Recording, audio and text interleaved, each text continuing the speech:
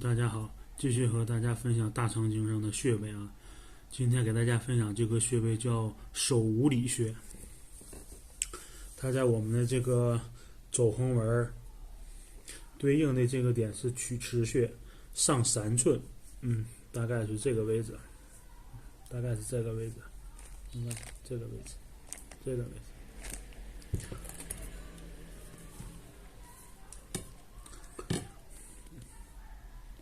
手无里穴，这儿，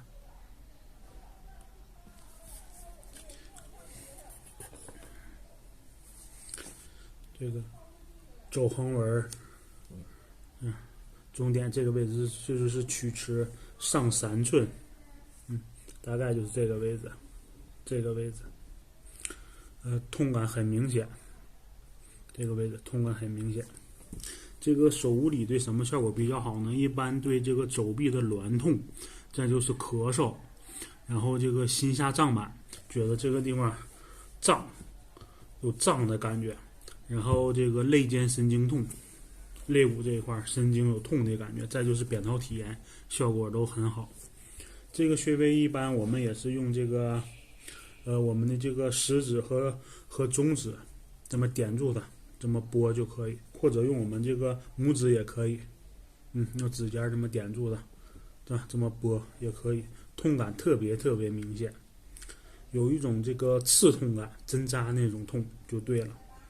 然后也是每次3到5分钟，每天3到5次就可以。这个穴位，先左面，然后再右边，就这么拨就可以。痛感特别明显，这个穴位你就找对它了。然后这个穴位也可以艾灸，10到15分钟都可以，这么拨一拨它，痛感特别明显，这么拨就可以，往手上反射，有麻、有胀、有痛的感觉。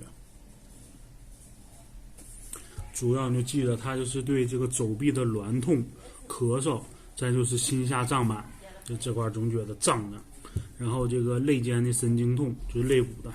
神经痛，再就是这个扁桃体炎，效果都非常好。这个穴位手无里，有兴趣的朋友大家可以试一下吧。好，就分享到这儿吧，谢谢大家。